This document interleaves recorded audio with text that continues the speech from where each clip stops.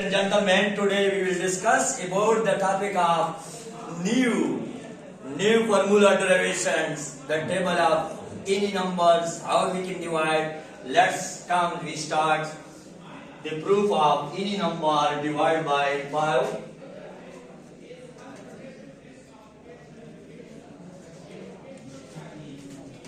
Any number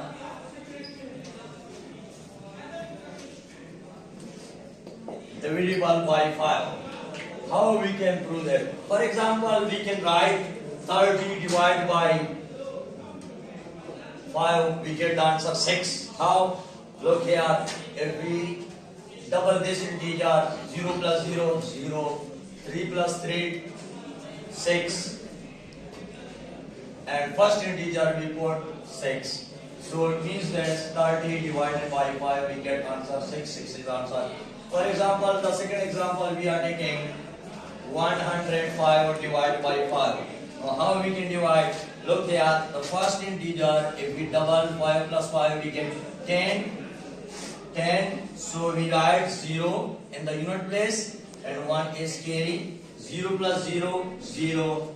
1 plus 0, 1. And 1 plus 1 we get 2. It means that here we divide by first integer 5 table. So we get the first integer. After the unit we put the decimal point, we get the answer 21. If we check this answer by calculator, so we get the answer 21. Similarly, any number if we write, for example, 6, 2, 3, 8 divided by 5, how we can divide this one? Look here, if we double this number, we get the answer 16. 16 we write 6, 1 is carry. 3 plus 3, if we double, so we get 6, 6 plus 1, 7. Similarly, 2 plus 2, we get 4, and 6 plus 6, we get 12. So the first integer we get 1. So this is the answer of 6238 divisible by 8. This is very interesting for the engineering student. Now we are going to the another proof of the Papa is equal to Mama and Mama is equal to Papa. Let's come here, we prove it.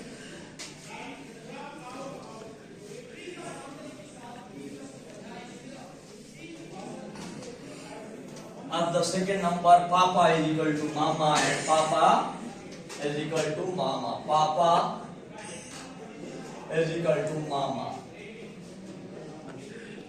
Look here, we can prove by as mathematically. This we can already know that pressure law of in the physics, pressure law, force divided by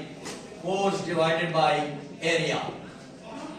We can also write this formula. Now multiplying both sides by A, F divided by A into A are cancelled to each other, so we get the answer F is equal to PA.